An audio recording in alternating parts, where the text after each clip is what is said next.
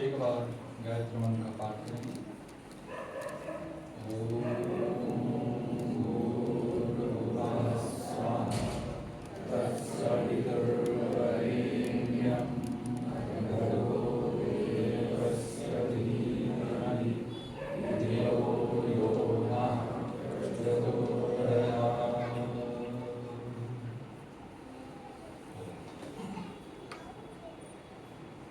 आदर और श्रद्धा के योग है वंदनीय मातृशक्ति।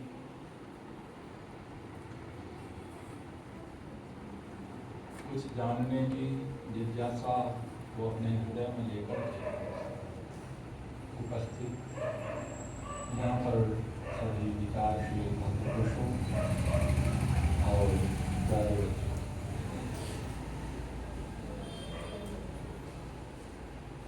ईश्वर की कृपा है कि आप सब वेद और यज्ञ के प्रति इतनी श्रद्धा अपने हृदय में रखते हैं और यही श्रद्धा और यही भक्ति हमेशा वेद और यज्ञ के प्रति बने रहे।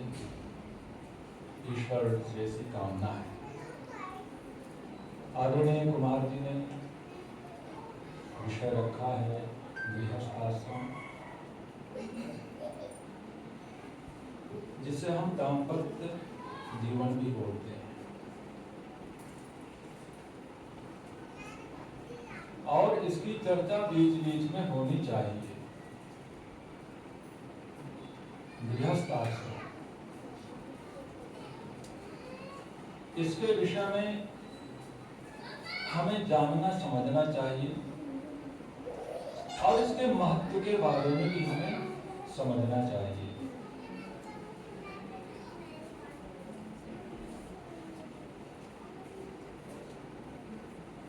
दंपत्ति कहा जाता है।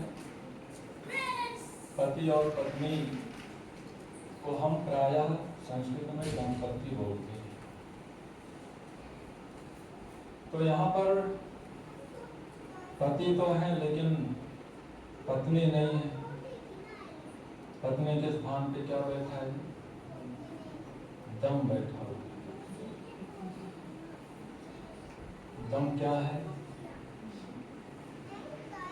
पत्नी को दम कहा है यहाँ पर। तो पति को दम देने वाली, पति का दम निकालने वाली, दम देने वाली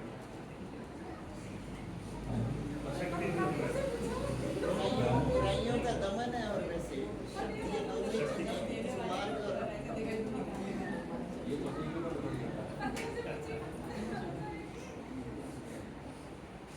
संस्कृत में पत्नी को जामर्त्य बोलते हैं। और पहले तो हम बोलते हैं पति पत्नी, लेकिन हम दोनों को एक साथ मिलाकर के बोलेंगे तो संस्कृत व्याकरण के अनुसार दंपत्ति कह जाएगा। पति बाद में चला जाएगा और पति के रहते जो जामर्त्य है उसका दम आदेश हो जाता है, तो कहा जाता है दंपति। हिंदी में बोलेंगे तो दंपति का में छोटे ई की मात्रा, और संस्कृत में बोलेंगे तो दंपति का में बड़े ई की मात्रा। क्योंकि पति पति पतया दो हैं यहाँ पर, इसलिए द्विवचन है। हिंदी में आप यदि दंपति लिखेंगे तो जो हिंदी के जानकार वो गलत बतला देंगे। संस्कृत में आप यदि दंपति लिखेंगे, छोटा ई उसमें लिखेंगे ता में, तो संस्कृत के जो व्याकरण आचार्य हैं वो उसको गलत शुद्ध कर देंगे। दंपति यानी पति को ताकत देने वाली, पति के शक्ति को, सामर्थ्य को बढ़ाने वाली दंपति का। और दंपति के जो कार्य हैं, जो व्यवहार हैं, जो धर्म है, उनको निभाने का नाम दाम्पत्य जीवन कहा जाता है। तो महर्षि मनु ने बहुत महिमा गाई है और यहाँ तक कह दिया कि जिस प्रकार से वायु के आश्रित सभी जीव जंतु हैं, वायु है तो सभी जीव जंतु हैं, पेड़ पौधे हैं, वृक्ष है, वनस्पतियां हैं, और वायु नहीं तो कुछ भी नहीं है। यथा वायुम आश्रित वर्तन्ते सर्व जंतवः तथा गृहस्थम आश्रित वर्तन्ते सर्व आश्रमाः। कि जिस प्रकार से वायु के आश्रित होकर के सभी जीव जंतु जीवन पाते हैं, वृक्ष वनस्पतियां अन्न आदि जीवन पाते हैं, किसके द्वारा जी? वायु के द्वारा। ऐसे ही गृहस्थ आश्रम के सहारे सभी आश्रम अपना जीवन पाते हैं। तथा गृहस्थम आश्रित सर्व वर्तन्ते सर्व आश्रमाः। थोड़ा चिंतन करेंगे आप कि वायु हम सबके लिए आवश्यक है, और वायु के बिना जीवन हमारा नहीं है, तो हम क्या करते हैं? वायु को हम शुद्ध रखते हैं, वायु को हम पवित्र रखते हैं, सुंदर बनाने की हम कोशिश करते हैं, प्रयास करते हैं। क्यों? क्योंकि वायु के ही सहारे हमारा जीवन है। वृक्ष लगाते हैं, यज्ञ करते हैं, भौतिक दृष्टि से वायु को शुद्ध करने के लिए यज्ञ, आध्यात्मिक अलग। वृक्ष लगाते हैं क्यों? क्योंकि वायु शुद्ध रहे। वायु शुद्ध रहेगी तो सभी जीव जंतु जीवन पाएंगे, और ये वनस्पति हरी भरी होगी, और ये हमें जीवन देगी। अब जिन्होंने समझा कि वायु से हमारा जीवन है, कुछ प्रयास करते हैं कि वायु शुद्ध रहे, पवित्र रहे, हमारा जीवन चलता रहे। लेकिन महर्षि मनु ने एक कदम आगे बढ़कर के कहा, यथा गृहस्थम आश्रित वर्तन्ते सर्व आश्रमाः। इसी प्रकार से गृहस्थ आश्रम के सहारे सभी आश्रम जीवन पाते हैं। तो जब वायु के सहारे सब जीवन पाते हैं, तो हमारा ध्यान गृहस्थ आश्रम को क्यों नहीं जाता कि गृहस्थ आश्रम को भी सुंदर बनाया जाए, इसको भी श्रेष्ठ बनाया जाए, इसको भी उत्तम बनाया जाए। हमारा ध्यान नहीं जाता। हमारे वैदिक ऋषियों ने इस पर बहुत प्रयास किया, और उन्होंने संदेश दिया, उन्होंने उपदेश दिया कि नहीं, गृहस्थ आश्रम महत्वपूर्ण है। किसी ने महर्षि देवेंद्र जी से पूछा कि भगवान ने सृष्टि की रचना क्यों की? क्या उत्तर मिला जी? भगवान ने सृष्टि की रचना क्यों की? तो महर्षि उत्तर देते हैं, जीवों के कल्याण के लिए। अब जीवों का कल्याण कहां पर होगा? किस अवस्था में होगा? कौन सी जगह में होगा? क्या नाली का कीड़ा बनकर के वहां पर उसका कल्याण होगा? वृक्ष में चिपके हुए जीव जंतु, उसके रूप में कल्याण होगा? किसी पशु के शरीर में चिपके हुए छोटे छोटे जीव, उनके रूप में कल्याण होगा? किस रूप में होगा जी कल्याण? मनुष्य के रूप में। अब मनुष्य का प्रचलन कहां से है? गृहस्थ आश्रम से। गृहस्थ आश्रम यदि नहीं होगा, इस धरती पर मनुष्य नहीं होंगे, और मनुष्य नहीं तो फिर भगवान की सृष्टि बनाने का कोई तात्पर्य नहीं। ईश्वर ने सृष्टि बनाई, पेड़ पौधे वृक्ष सूर्य चंद्रमा आदि सब बनाया, इसके केंद्र बिंदु में कौन है? क्यों जी? ईश्वर है, जीव है जी? जीव है। ईश्वर कौन कौन मान रहे हैं?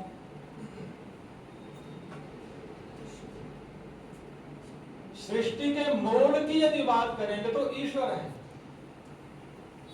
और इस सृष्टि के लिए यदि बात करेंगे तो जीव है। जैसे कहीं पर मान के चले कोई एक बहुत बड़ा मैदान है और उसमें बहुत बड़ा शामियाना लगा है, टेंट लगा हुआ है, उसमें कुर्सियां पड़ी हैं, मेज रखी हुई है और वहां पर प्लेटें रखी हुई हैं, बारात आने वाली है, भोजन एक तरफ तैयार है। अब कोई यदि पूछे कि इस लगे हुए टेंट में, इस सजी हुई थालियों में, इन सबके केंद्र बिंदु में कौन है, तो क्या उत्तर मिलेगा जी? है जी? बाराती, है ना? क्या उत्तर मिलेगा? अब यदि बोले कि नहीं टेंट वाला है इसके केंद्र बिंदु में, तभी गड़बड़ हो जाएगा। ईश्वर ने सृष्टि की रचना की है जीवों के कल्याण के लिए, जीवों के उपकार के लिए, और फिर वह उपकार कहां पर होगा?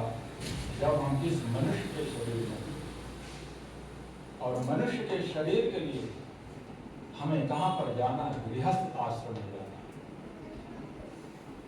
है। ज्येष्ठ और श्रेष्ठ आश्रम कहाँ है? महर्षि मनु ने, और मनु के विचारों को शतशः समर्थन देते हुए ऋषि दयानंद जी ने उसकी महिमा गाई है। संन्यास आश्रम को श्रेष्ठ आश्रम कहा है, लेकिन उसको ज्येष्ठ आश्रम नहीं कहा। श्रेष्ठ आश्रम है लेकिन ज्येष्ठ नहीं है। ज्येष्ठ कौन है? गृहस्थ आश्रम।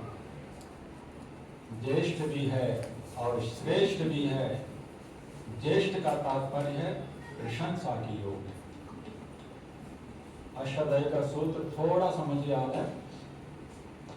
प्रशंसा ज्या, प्रशंसा जहां पर की जाए वहां पर ज्या आदेश हो जाता है, इसलिए यहां पर ज्येष्ठ आ गया, प्रशंसा की योग्य। छठे अध्याय का तीसरे चौथे पाद का सूत्र है, तुम्हारे स्मरण में नहीं है। ऐसा ही है कि जो प्रशंसा के योग्य है वह ज्येष्ठ है और श्रेष्ठ भी है, ज्येष्ठ भी है, इसलिए गृहस्थ आश्रम को सबसे बड़ा आश्रम माना है। गृहस्थ आश्रम का प्रवेश, जब हम इसमें प्रवेश करते हैं, शुरुआत कहां से होती है? पहले विवाह संस्कार है या गर्भाधान संस्कार है? क्यों जी? गर्भाधान संस्कार। बिना विवाह के गर्भाधान, ये तो उल्टा हो जाएगा पूरा।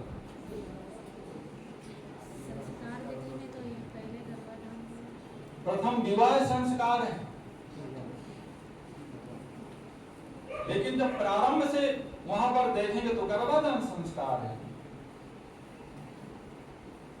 तो आज के समय में जैसे बेटा ऋषि सुना रहा था कि हम तराजू में तौलने के लिए निकल पड़े हैं, लड़के अब बिकते हैं, खरीदे जाते हैं। महर्षि दयानंद जी ने प्रवेश के लिए गृहस्थ आश्रम में जाने के लिए क्या नियम वहां पर लिखे हैं कि गुण कर्म और स्वभाव के अनुसार वर वधु का चयन करे और वधु वर का चयन करे, गुण कर्म और स्वभाव के अनुसार। लेकिन हमारा चयन किस में है? हमारा चयन गुण कर्म स्वभाव में नहीं है। दिखाने के लिए 36 गुण जरूर देख लेते हैं। मैंने पंडित जी से पूछा कि 36 गुण है कौन से? कौन से 36 गुण हैं? तो हमें पता नहीं। मैंने पंचांग में भी ढूंढा, वहां पर भी नहीं मिले। जरूर वहां पर तो जो 7-8 बातें होती हैं, वैश्य हो गया, और कौन सा गढ़ हो गया, अजय, और कौन सा है कुंडली में देखते हैं 8 चीजें वहां पर, एक में 1 गुण, 2 में 2, जैसा नीचे नीचे चला जाता है, ये सबसे नीचे वाले में 8 गुण। तो मैंने प्रयास किया कि 36 गुण कौन से हैं, कहीं नहीं मिला, लेकिन हम प्रयास यही करते हैं कि 36 गुण मिल जाए। महर्षि दयानंद जी ने बहुत सुंदर व्यवस्था दी है। जब 5 वर्ष, 8 वर्ष के, 7 वर्ष के बालक बालिका भोजन को गुरुकुल में प्रवेश कराइए। गुरुकुल में वहां पर वो रहेंगे, अध्ययन करेंगे, शिक्षा प्राप्त करेंगे, वेदों का पठन पाठन करेंगे, गुणों को धारण करेंगे, सद्गुणों को स्वीकार करेंगे, दुर्गुणों को दूर करेंगे, अपने अंतःकरण को पवित्र करेंगे, ज्ञानी बनेंगे, ध्यानी बनेंगे। और वहां पर 12-13 वर्ष तक जब बालक बालिका वहां पर रहेंगे तो आचार्य और आचार्य उन सब की एक डायरी बनाएंगे और उन डायरी में उनका पूरा लिखेंगे, इसमें कौन सा गुण है, इसमें कौन सा गुण है, इसमें कौन सा गुण है। ब्राह्मण वृत्ति वाला यदि बालक है और ब्राह्मण वृत्ति वाली बालिका है, उन दोनों का विवाह आचार्य वहां पर तय करता है। वैश्य गुण वाला वृत्ति वाले भी बालक है और वैश्य वृत्ति वाली बालिका है, वहां पर उनका विवाह तय होता है। घर में फिर सूचना दी जाती है कि हम का विवाह तय कर रहे हैं, आप इसमें सहयोग करिए। लेकिन आज वो प्रथा नहीं। ब्राह्मण वृत्ति वाला यदि बालक होगा और वैश्य वृत्ति वाली यदि बालिका होगी, दोनों का विवाह होगा, जो उत्पन्न होने वाली संतान होगी, क्या होगी जी? गड़बड़ हो जाएगा ना। ब्राह्मण जब हवन के लिए जाएगा, पूजा के लिए, तो वहां पर पता क्या बोलेगा, मैं कितने दक्षिणा में लूंगा। कि किसका स्वभाव है?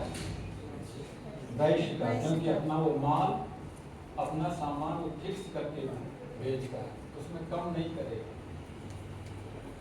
जो ब्राह्मण दक्षिणा के समय झगड़ा करने लग जाएगा, दक्षिणा मिली, झगड़ा करने लग गया, कौन सा वहां पर गुण विद्यमान है? क्षत्रिय का। स्वामी जी ने व्यवस्था दी कि ब्राह्मण वृत्ति और ब्राह्मण वृत्ति दोनों बालक और बालिका हो, उनका विवाह करो, उनका स्वभाव देखो, उनका व्यवहार देखो, दोनों का शास्त्रार्थ कराओ और दोनों को आमने सामने बैठा करके प्रश्नोत्तर करो, घर वालों के सामने, दूसरों के सामने, आचार्य के सामने। गुरुकुल में व्यवस्था अब खत्म है, क्योंकि माता पिता भी सोचते नहीं हमें हमारे बेटे को ब्राह्मण कुल वाला बालक चाहिए, हमारे बेटे को वैश्य चाहिए, हमारे को अरोड़ा चाहिए, हमारे को क्षत्रिय चाहिए, हमारे को द्विवेदी चाहिए। गुण कोई भी हो, हम वह वाला गुण ना लेकर के हम जो कुंडली वाला गुण मिलाने लग गए। एक किसी नीतिकार ने कहा है, कन्या वरते रूपम माता वित्तम पिता श्रुतम कुलमिक्षन्ति बांधवाः मिष्टान्नम इतरे जना। कहते हैं कि कन्या क्या देखती है? कन्या रूप देखती है। बालिका क्या देखती है? रूप देखती है। बालक क्या देखता है? वो होने वाले अपनी पत्नी का रूप देखता है। केवल सूरत देख रहे हैं, सीरत से कोई मतलब नहीं है, गुण कर्म से कोई तात्पर्य नहीं है, सूरत देख रहे हैं, कोई और आगे कोई चर्चा नहीं। माता क्या देख रही है कि धन कितना है, लड़का कमाता कितना है, करता क्या है।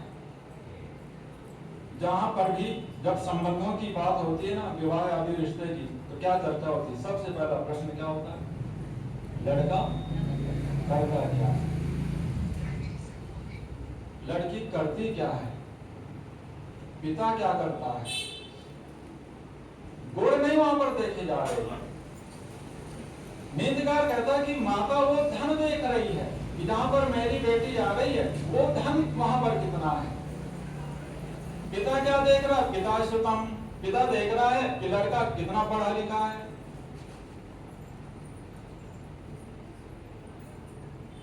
जो बालक है वो सूरत तक रह गया, बालिका वो सूरत तक रह गई, अंदर मन की सुंदरता को नहीं देखा, अंदर कौन से गुण हैं, कैसे विचार हैं, व्यवहार कैसा है, आहार कैसा है, व्यापार कैसा, गलत तरीके से तो धन तो नहीं आ रहा है, केवल रूप को देखकर। माता ने केवल धन देखा। जब आप इस पे चिंतन करेंगे तो ये लगभग सही बात मिलेगी।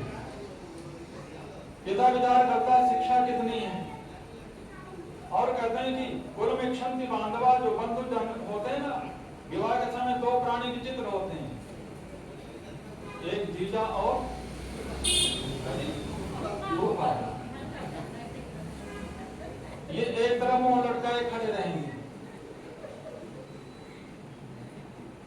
और बोलेंगे कि हमने तो पहले कहा था कि हम इससे अच्छा रिश्ता ढूंढ के लाएंगे, लेकिन ये ज्यादा समझदार बन गए ना, अब भोगेंगे। मिष्टानम इतने जना, जो और लोग होते हैं वो तो क्या,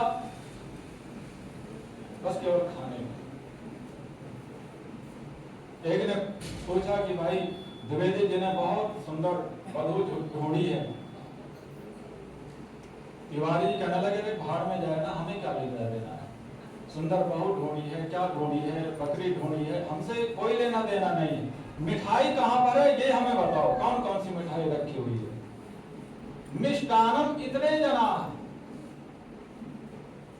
महर्षि दयानंद कहते हैं कि यदि गृहस्थ को सुंदर बनाना है तो गुण कर्म और स्वभाव के आधार पर आपको चयन करना होगा। क्यों? क्योंकि जब योग्य पति होगा, योग्य पत्नी होगी, आने वाली जो संतान है वो योग्य होगी, माता पिता का उद्धार करेगी और स्वयं का उद्धार करेगी और राष्ट्र का उद्धार करेगी। जीवन को उद्देश्य तो यही है ना। मान लीजिए कहीं पर स्कूल चल रहा हो, बच्चे वहां पढ़ने के लिए लालायित तो हों कि नहीं हम स्कूल में पढ़ेंगे, हम शिक्षा ग्रहण करेंगे और हम जाकर के स्कूल को बंद करेंगे, बंद करने का प्रयास करेंगे। तो जो पढ़ना चाहते हैं उनका क्या होगा? कहीं सत्संग चल रहा है, यज्ञ चल रहा है, वेद की कथा चल रही है और वहां पर जाकर के हम व्यवधान डालें कि नहीं यज्ञ ना हो, वेद की कथा ना हो, सत्संग ना हो। जो लोग आना चाहते हैं, वेद सुनना चाहते हैं, यज्ञ में आहुतियां देना चाहते हैं, उनका क्या होगा? हानि है ना उनकी। ऐसे ही महर्षि से पूछा किसी ने कि गृहस्थ में जाना चाहिए कि नहीं, विवाह करना चाहिए कि नहीं। और यदि मैं आपसे पूछूं कि विवाह करना चाहिए कि नहीं, आप लोग क्या कहेंगे? क्योंकि आज के समय में एक प्रचलन चल रहा है कि हम विवाह नहीं करेंगे, ऐसे ही रहेंगे।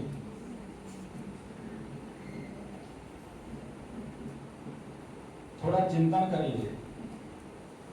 इस पूरे ब्रह्मांड में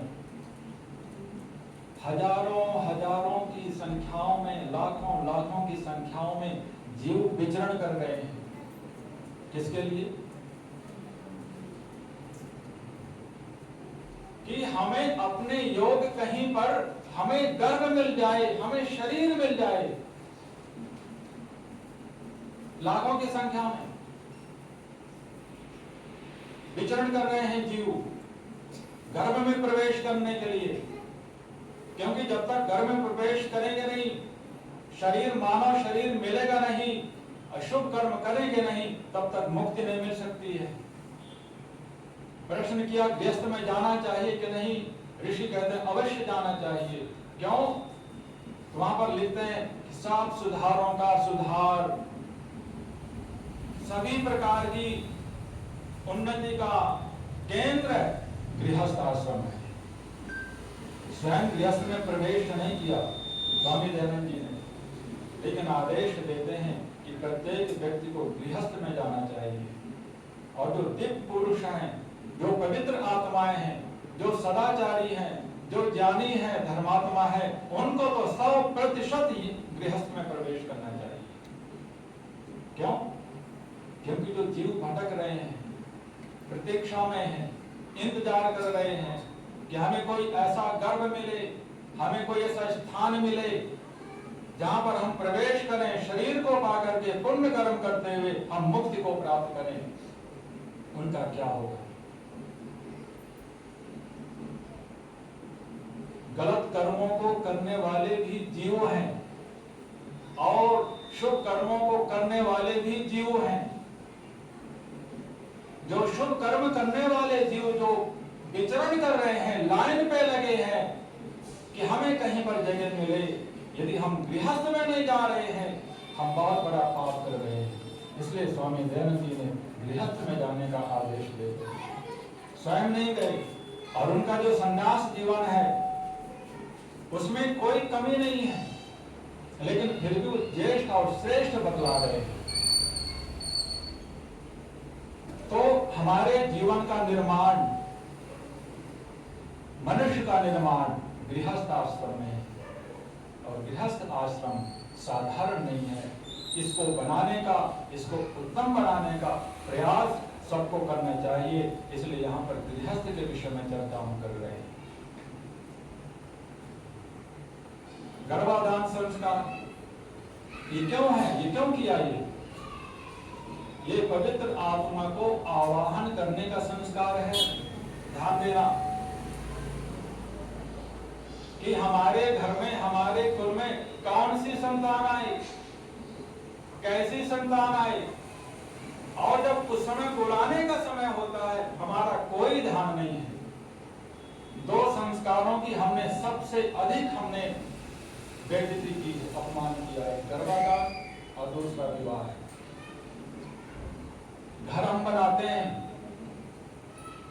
उसको सजाते हैं, प्रवेश करते हैं, फूलों से सजाते हैं, स्वयं प्रवेश करते हैं, फूलों से सजा करके 5 दिन पहले से तैयारी करते हैं,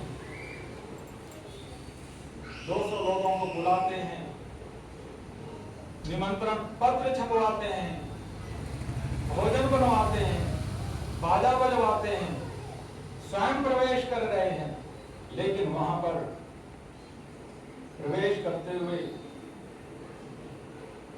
तो हम बहुत खुश हैं, लेकिन जब जीवात्मा हमारे गर्भ में आ रही है उस समय कोई तैयारी नहीं, उस समय कोई तैयारी नहीं। जब कोई हमारा अपना परिचित, अपने कोई मित्र, सौहृद हमारे घर में आते हैं, काफी समय के बाद में हम सजाते हैं,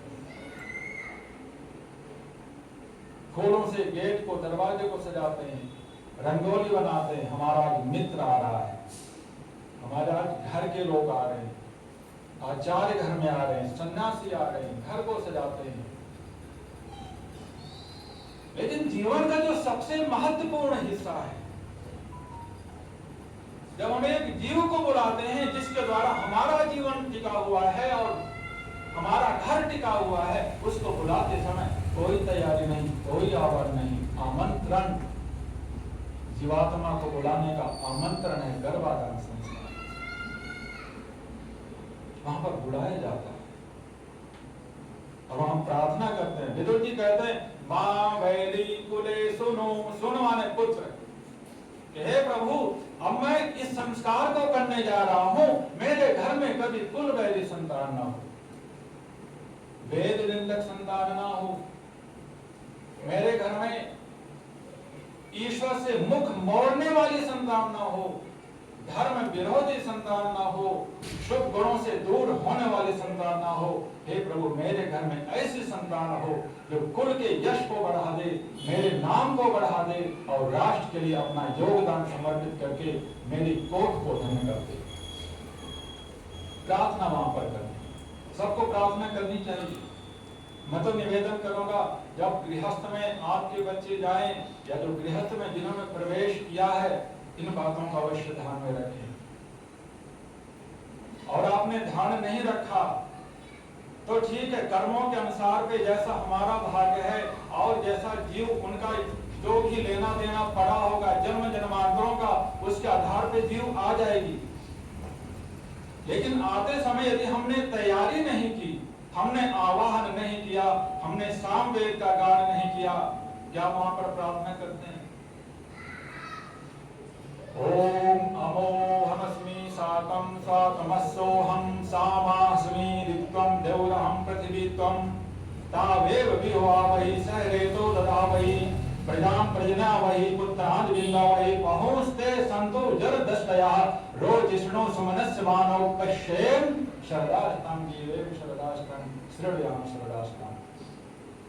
विवाह के समय देख उसमें संस्कार पढ़ना, विवाह के समय जब दूसरा खेला होता है तो वहां पर वर वधू दोनों दूसरी परिक्रमा लेकर के और वहां पर वर प्रार्थना करता है। वर कौन है? वरम वरी वरहि तप्यम, जिसका वरण किया जाए। वर किसे कहा? जिसका वरण किया जाए। कन्या किसे कहा? कन्या कमनीयो भवति, जिसकी कामना की जाए वह कन्या है, जिसका वरण किया जाए वह वर है। कन्या का वरण नहीं, कन्या की कामना की जाती है। कौन कामना करता है? वर करता है, पति करता है। क्यों क्यों करता है? अपने वंश को आगे बढ़ाने, अपना परिवार आगे चलाने। इसलिए कहा कन्या की कामना है और वर को वर्ती है कन्या। इसलिए पहली माला कौन? क्योंकि बोलेंगे जो पुराने लोग हैं शादी के समय में माला पहना ही हो, वरमाला। वरमाला क्यों कहा? इसलिए तो वरमाला कहा ना, वधुमाला क्यों नहीं कहा? वधुमाला सुना है कभी? क्या सुना है? वरमाला। वरमाला क्यों? क्योंकि कन्या ही वर्ण कर रही है ना, कन्या ही वर्ण कर रही है। ये नहीं तो दूसरा सही। सीता जी ने किसका वर्ण किया था? कितने लोग बैठे थे? सब पूरे विश्व के राजे महाराजे बैठे थे और सभी वर्ण वाले बैठे थे। आश्चर्य की बात है, हम जो ये तथाकथित जाति बंधन में पढ़ करके और जो दूसरे वृत्ति वाले जो कोई बालक मिलता है, योग मिलता है, जाति के बंधन में पढ़कर के उस योग बालक को हम ठुकरा देते, छोड़ देते हैं। वहां पर ब्राह्मण वृत्ति वाला भी है, ब्राह्मण भी है, वहां पर क्षत्रिय वृत्ति वाले भी हैं, दूसरे वृत्ति वाले भी हैं। वहां पर यह नहीं कि नहीं मैं क्षत्रिय हूं तो क्षत्रिय वर चाहिए, मैं ब्राह्मण हूं ब्राह्मणी वर चाहिए, नहीं। बस केवल सीता मां वर्ण कर रही हैं कि जो इस धनुष को तोड़ेगा उसी को मैं अपना वर बनाऊंगी। वहां पर वर्ण किया जा रहा है, इसलिए कन्या को कहा कि कन्या कमनीयो भवति, और कन्या जो वर्ण करती है। तो वहां पर जब प्रार्थना करते हैं अमोहमस्मि, हम कहते हैं जान पूर्वक मैं तेरे हाथ को ग्रहण करता हूं, जान पूर्वक मैं तुम्हारे हाथ को ग्रहण करता हूं। वधु कहती है कि मैं भी तुम्हारे हाथ को जान पूर्वक ग्रहण करता हूं, अज्ञान पूर्वक नहीं, लोभ से नहीं, लालच में नहीं। आज तो यही होता है कि भाई कन्या ठीक है, देखने में सुंदर है, पढ़ी लिखी है, लेकिन उससे पहले भी क्या बोलते हैं, 50 लाख दोगे तो मैं शादी करूंगा। और 50 लाख लेने के पश्चात फिर विवाह होता है और घुटने पर बैठकर उसको खून देता है, पूरा टोटल ड्रामा करता है। शादी किससे कर रहा है? बोलिए, धन से कर रहा है शादी। कोई योग्य व्यक्ति हो तो बोले नहीं, मुझे धन नहीं, मुझे तो गुणवान सुशील वेदों को जानने वाली जिसने ऋग्वेद को पढ़ा है। ऋग त्वम साम अहम, मैं साम के तुल्य प्रशंसित हूँ, तुम ऋग्वेद के तुल्य प्रशंसित हो। जब विवाह के समय में ऋग्वेद का पाठ अवश्य कराइए। कन्या ऋग्वेद का पाठ करवाए और वर किसका जी? सामवेद का। दो वेदों को स्वामी जी ने कहा मैं तो अपनी तरफ से जोड़ूंगा, ऋग और यजुर इन दोनों का कन्या पाठ करवाए और साम और अथर्ववेद का वर पाठ करवाए, पारायण करवाए। अरण्य कुमार जी ने जब अपने सुपुत्र का विवाह किया तो यजुर्वेद पारायण करवाया। और भी था जी एक और था सामवेद, दो का पाठ करवाया, पारायण पूरा। और हम भी गए, उसमें आनंद आ गया देख करके। यही क्रम है, यही एक विधान है प्रवेश करने का गृहस्थ आश्रम में।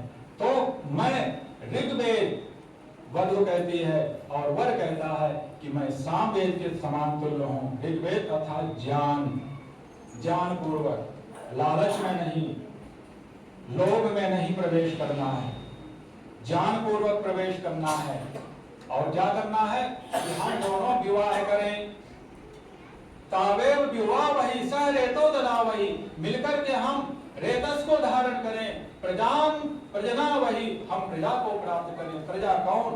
प्राकृष्ट रूप से जो उत्पन्न हुई है, बहुत विधि विधान से, बहुत प्रार्थनाओं के साथ में जो हमारे घर में संतान आई है उसको प्रजा कहा। तो आज प्रजा कहाँ है? आज तो क्या है जी? लड़के। क्या है जी? लोग कहते हैं कि मैं कितने लड़के हैं जी आपसे? बोले मेरे 3 लड़के हैं। लड़के क्यों बोल रहे हैं?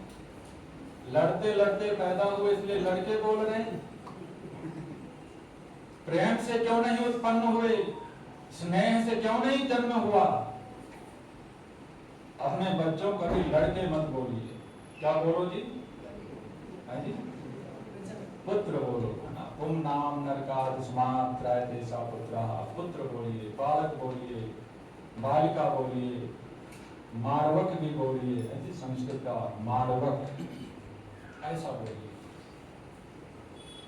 तो वहां पर प्रार्थना की कि हे प्रभु, हमारा जो गृहस्थ है वो चारों वेदों से प्रशंसित हो। आवाहन करना है। अच्छा मान लीजिए आपने एक बड़ा सा घर बनाया और घर बना करके आपने उसमें सारी सामग्री एकत्रित की, बढ़िया सब सुविधाएं हैं, भोजन आदि है, सामान है, सब व्यवस्था बढ़िया है, और आप निमंत्रण दे रहे हैं कि भाई सब लोग आइए और खाना खाइए। क्या होगा? वहां पर अपने मित्र भी आ जाएंगे, सज्जन भी आएंगे, दुर्जन भी आएंगे, चोर उचक्के भी आ जाएंगे, सब खाना खा के चले जाएंगे, अव्यवस्था करके चले जाएंगे। और यदि आपने यह बोल दिया कि मेरे घर में जो सज्जन है, जो नशा नहीं करते, जो हिंसा नहीं करते, जो यज्ञ करते हैं, जो भगवान की भक्ति करते हैं, जो माता पिता की सेवा करते हैं, वही मेरे घर में आएंगे, तो क्या होगा? केवल वही करते आएंगे। आपकी प्रार्थना को जब लोगों ने मान लिया तो परमपिता परमेश्वर इतना दयालु है कि जब आप प्रार्थना करेंगे कि हे प्रभु मेरे घर में ऐसी संतान आए जो मेरे घर को प्रकाशित कर दे, तो भगवान ईश्वर वो प्रार्थना क्यों नहीं सुनेंगे? इसलिए गर्भाधान संस्कार ये आमंत्रण का संस्कार है, ऐसे नहीं। यथेयं पृथ्वी में हुत्ताना गर्भमा दधे एवं तम गर्भमा देहि 10वें मासु सूतवे। वहां पर प्रार्थना करते हैं कि प्रभु जिस प्रकार से ये पृथ्वी, वहां पर आप उसमें देखेंगे तो 20 ऐसे मंत्र हैं वहां पर गर्भाधान संस्कार में, जो पति और पत्नी बड़ी श्रद्धा से वहां पर देते हैं और प्रार्थना करते हैं कि प्रभु मेरा ये घर ऐसा खुशियों से प्रकाशित हो जाए, ऐसी संतान आ जाए जो मुझे धर्म के रास्ते पर, मोक्ष के रास्ते पर ले चले और मैं उसे मोक्ष के रास्ते पर ले चलूं। तो वहां पर पृथ्वी, सूर्य, चंद्रमा, न जाने कितने देवों का स्मरण करके, ईश्वर का ध्यान करके वहां पर 20 आहुतियां वहां पर पत्नी देती है और प्रार्थना करती है कि मेरे घर में ऐसी संतान है। तो मैं ये बातें इसलिए कर रहा हूं कि जीवन में दो प्रकार के कर्म हैं। एक व्यवहारिक कर्म है, सांसारिक, और दूसरा पारमार्थिक है। दो ये कर्म है। सांसारिक कर्म क्या है कि हम कुछ संगीत सुनते हैं, घूमने जाते हैं, आंखों से देखते हैं, अच्छा लगता है हमें, खाना खाते हैं, स्वाद लेते हैं, सुगंध, नासिक आदि,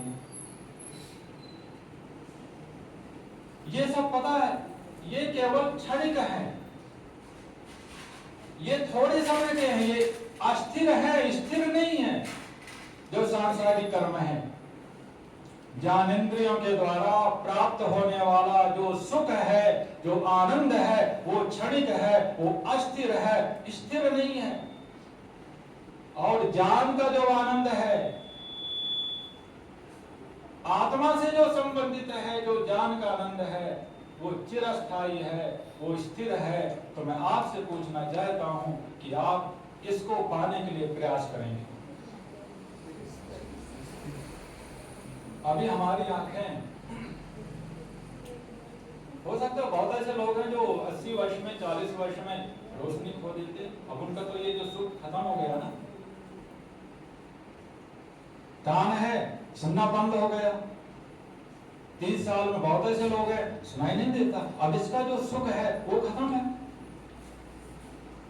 रसना का सुख हम भाग करके जाते हैं रामेश्वरम करके, पिछले से पिछले रविवार को रसना का स्वाद चला गया, अब इससे मिलने वाला जो स्वाद है वो तो खत्म। नासिका का स्वाद, कोविड समय में इसका भी स्वाद खत्म। अनुभव करेंगे तो पता चल रहा है कि इन ज्ञानेंद्रियों के द्वारा हम जो सुख प्राप्त कर रहे हैं और इसी को ही सब कुछ मान करके हम संसार में व्यवहार कर रहे हैं, व्यापार कर रहे हैं, ये अस्थिर है, स्थिर है। ज्ञान का आनंद जो जन्म जन्मांतर रहेगा। इसलिए यहाँ पर इसकी चर्चा की गई है कि गृहस्थ आश्रम वह सांसारिक कर्म को भी करने वाला है और साथ में पारमार्थिक कर्म को भी करने वाला है। दोनों कर्मों को करके वो सुख और शांति को प्राप्त करने वाला है।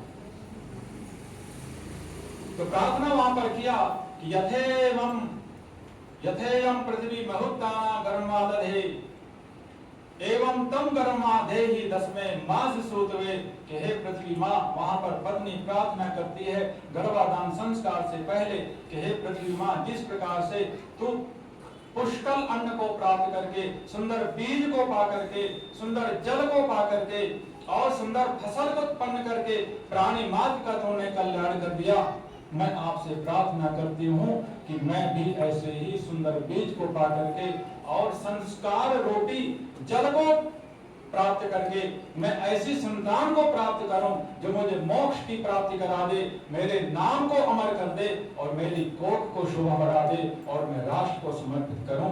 ये प्रार्थना वहां पर की गई कि यथे मम पृथ्वी महुत्ताना गर्भमादधे, ये प्रार्थना कर दी। तो आप सब प्रार्थना अवश्य करें और जो बच्चों को बतलाएं। मैं इसलिए मैं कह रहा हूं, संकोच नहीं मैं कर रहा हूं, बच्चों को बतलाना है कि गृहस्थ में जाना है, क्या नियम है, पति के क्या नियम है। आप यदि चपरासी बनते हैं तो चपरासी की भी ट्रेनिंग होती है ना, किसी कंपनी में जाते हैं तो वहां पर भी ट्रेनिंग होती है। 6 महीने मैसूर में जाकर के ट्रेनिंग लेते हैं कि नहीं, पुलिस में भी जा रहे हैं तो ट्रेनिंग है। बस केवल राजनीति में ट्रेनिंग नहीं है, बस 2-4 आंदोलन किए, 2-4 पुलिस के मार खा गए, डंडे खा गए, बस लाइट में आ गए, बस बन गए। यहाँ पर की पुरोहित की भी ट्रेनिंग है। तो जो हमारे जीवन का सबसे महत्वपूर्ण जो हिस्सा है कि हम पति पत्नी बनने जा रहे हैं, और जिसको ऋषि दयानंद ने, मनु महाराज ने और हमारे वेदों ने, शास्त्रों ने सबसे ऊंचा स्थान दिया है, उसमें हम पीछे क्यों रह रहे हैं? कैसे हम संतान का निर्माण कर पाएंगे? और वो संतान जब योग्य नहीं होगी तो फिर मोक्ष के रास्ते पर क्यों ले चलेगी, क्यों जाएगी, और हमें हमारा मार्ग क्यों प्रशस्त करेगी? नहीं कर सकती है। तो गृहस्थ आश्रम में इसलिए जाना है कि मोक्ष को प्राप्त करना है। शरीर के द्वारा, मानव शरीर के द्वारा ही व्यक्ति मोक्ष का अनुगामी हो सकता है, उस पर जा सकता है, और वो तभी संभव है जब लोग दिव्य पुरुष, श्रेष्ठ, योग्य, धार्मिक बालक और बालिकाएं गृहस्थ में प्रवेश करेंगे। लोगों में शंका कि हम गृहस्थ में क्यों जाएं? उसके पीछे का कारण ये है। फिर क्या होगा? यदि आपने कहीं पर स्कूल बंद करवा दिया, सत्संग बंद करवा दिया, जो लाभ लेना चाहते उनका क्या होगा? जो करोड़ों की संख्या में पवित्र आत्माएं, दुर्जन आत्माएं प्रवेश कर रही हैं, घूम रही हैं, लाइन पे लगी है, उनका क्या होगा? बहुत मात्रा है विवाह की और गर्भाधान की, लेकिन आज के समय में दोनों को हमने पीछे छोड़ दिया है। जो 2 घंटे का विवाह होना चाहिए था वो केवल रहेगा 30 मिनट का, और गर्भाधान से कोई लेना देना नहीं। सब ऐसे ही बच्चे जन्म ले रहे हैं, कोई प्रार्थना नहीं। माँ बैरी बोले सुनो, कोई प्रार्थना नहीं, कोई याचना नहीं, कोई सामगान नहीं, कोई यज्ञ हवन नहीं, कोई पारायण नहीं। इसलिए हमारा गृहस्थ ये अधूरा है। अब यदि कोई कहे कि नहीं दूसरे, हम लोग ऐसी चर्चा क्यों करते हैं? दूसरे लोगों को कोई लेना देना नहीं है। केवल धन से समृद्ध हो सकते हैं, लेकिन जिसके लिए शास्त्रों ने चर्चा की है, वेद में चर्चा की है, वो सबके लिए समझ से बाहर है। तो ऋषि कहते हैं कि जब घर में संतान आती है उसका हम निर्माण करते हैं। कैसे निर्माण करें? कहते हैं कि जो व्यवहार माता पिता करते हैं वही संतान करती है। जो माता पिता कहते हैं वो संतान को लिए बिल्कुल नहीं करती है। लेकिन हम सोचते हैं कि जो हम कहें संतान वही करे, मैं जो कर रहा हूं वह संतान ना करे। मैं सत्संग में जाता हूं तो संतान ना जाए, मैं ही उसी के बदले की प्रार्थना कर दिया जाऊंगा। तो संतान का पालन कहते हैं कि 5 वर्ष तक, 6 वर्ष तक क्या करना है? पालन करना है। 6 से फिर 12-13 वर्ष तक क्या करना है जी? ताड़ना करना है। यदि कहीं पर कुछ गलत करे थोड़ा ताड़ना करो, और उसके बाद में क्या करना है? मित्रवत व्यवहार करना है। लेकिन अपने अपने कर्म का पालन करते हुए, अपने अपने धर्म का पालन करते हुए। जब हम यज्ञ में आहुतियां देते हैं ना, यज्ञस्य शिरः, जो आघारा वाच्य आहुति होती है उनको यज्ञ का सिर कहा है। यज्ञ के सिर है ये 4 आहुतियां। आज्ञा भाग आहुति, आज्य माने घी, प्रदीप करने के लिए जब हम आहुति देते हैं उनको आज्ञा भाग आहुति बोलते हैं। आज्यम वही घृतम।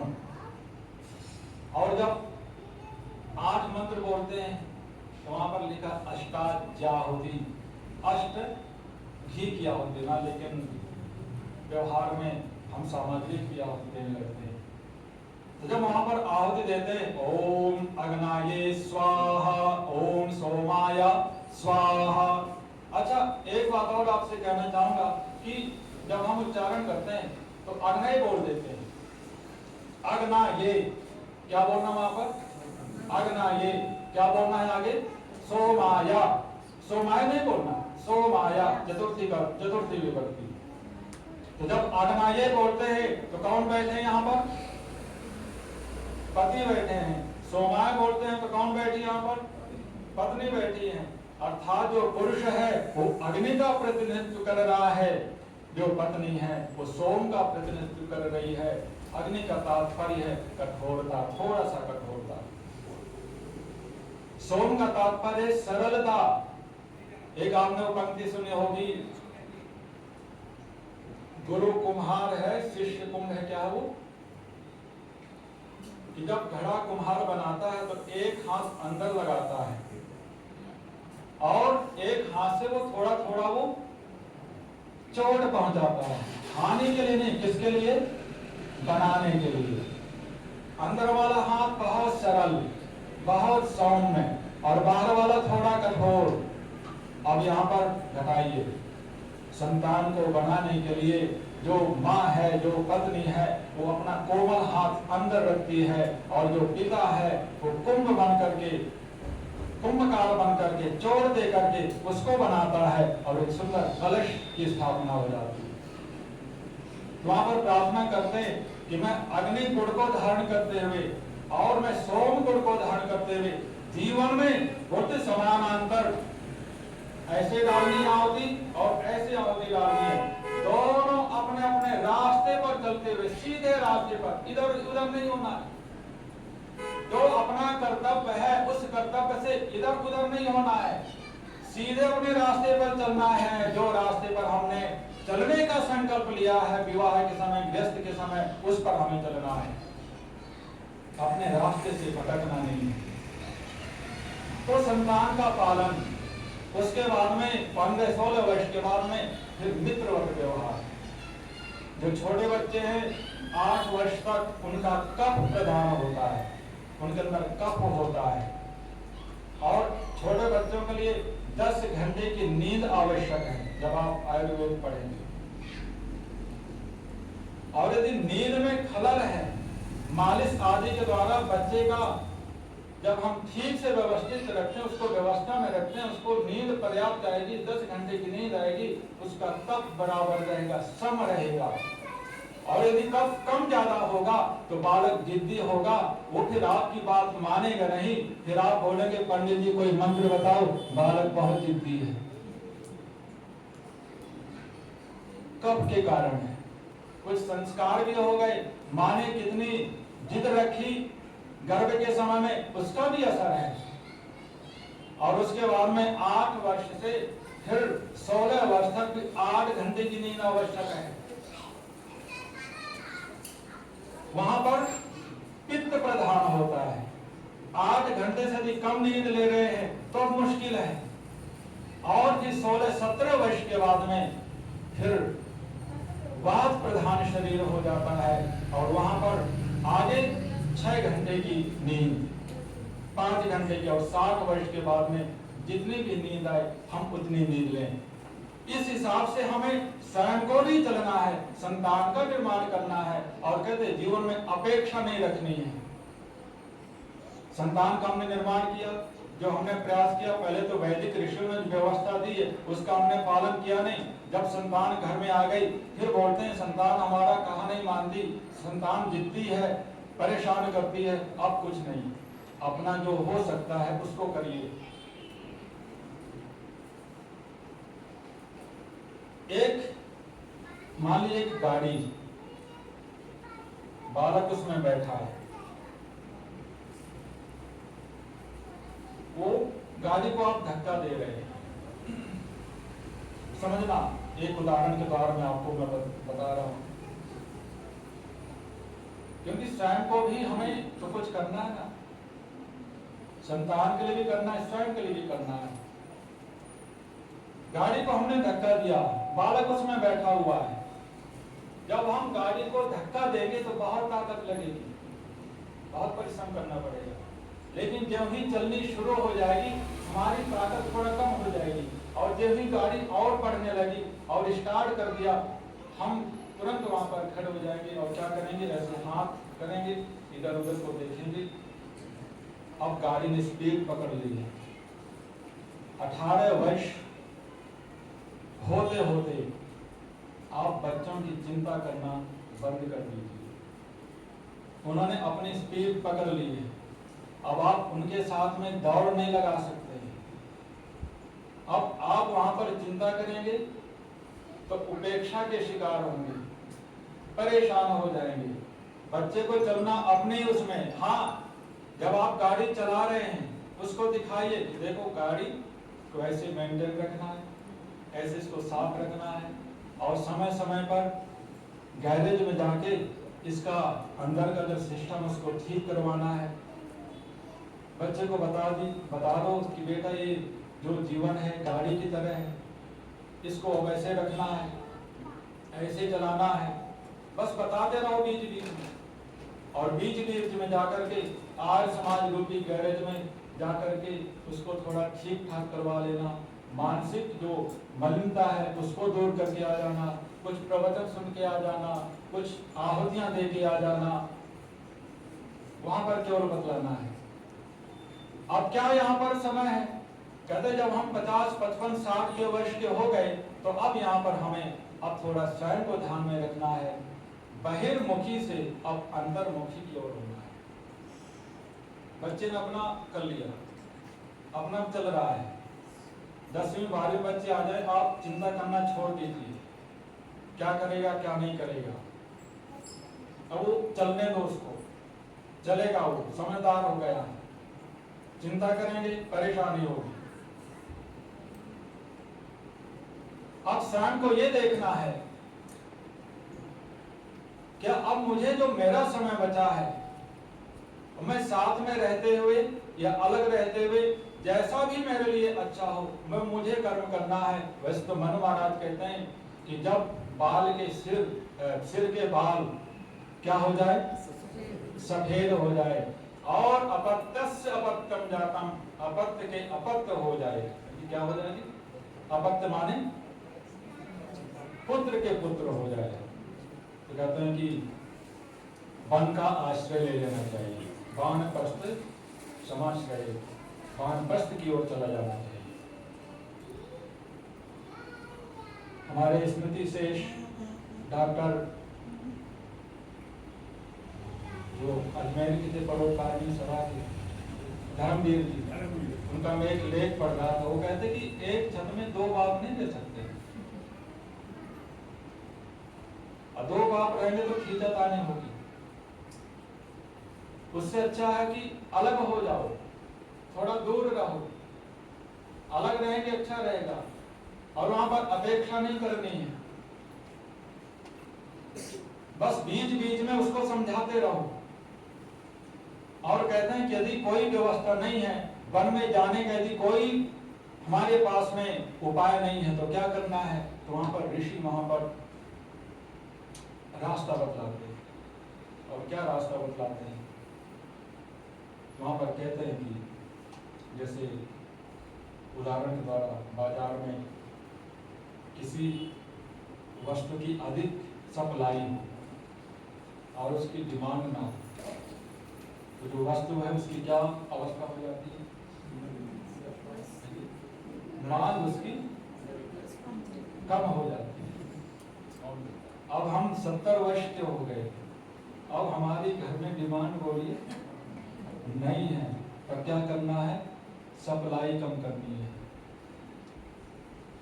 सप्लाई क्या करनी है, कम करनी है कि अब थोड़ा सा बाहर निकलिए, 2 घंटे सवेरे आप आ जाओ आर्य समाज में, 2 घंटे शाम को आ जाओ यदि आस पास में रहते हैं। बच्चों के पास में जितना कम रहेंगे उतना ही अच्छा रहेगा, और वे यह बोलने को तैयार हो जाए कि पिताजी कहाँ से खाने के लिए हम इंतजार कर रहे हैं, ये बोलने के लिए विवश हो जाए तो समझ लेना सही रास्ते पर चल रहे हैं।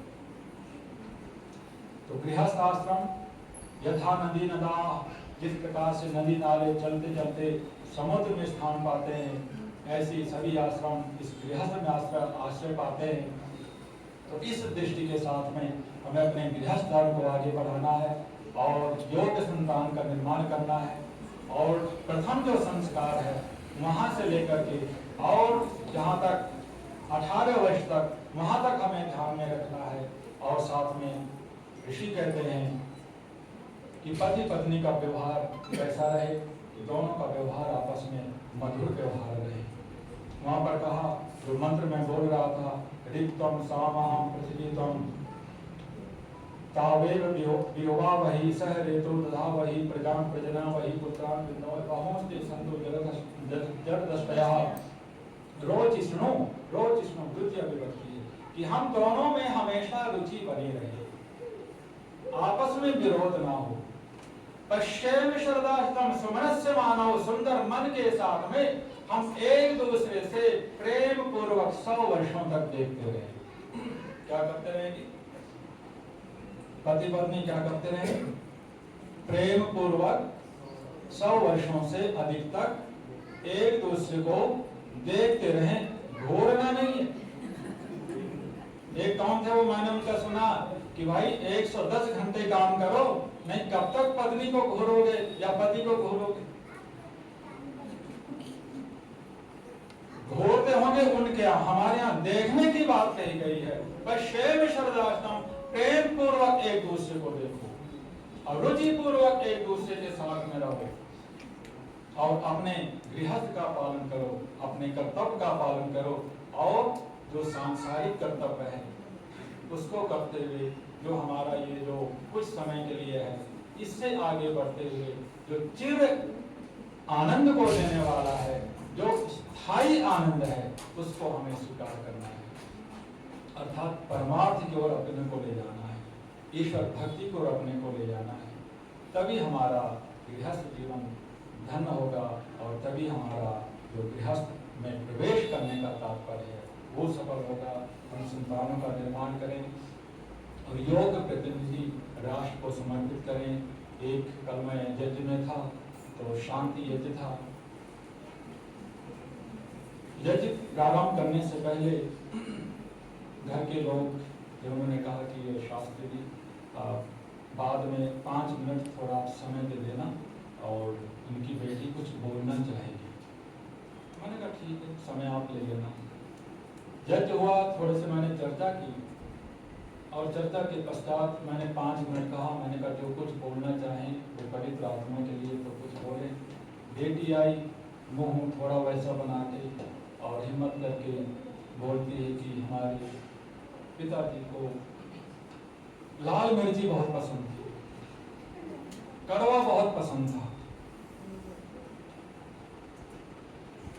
मेरा मन भर गया वहां पर। मैंने कहा यही प्रशंसा सुननी थी मुझे।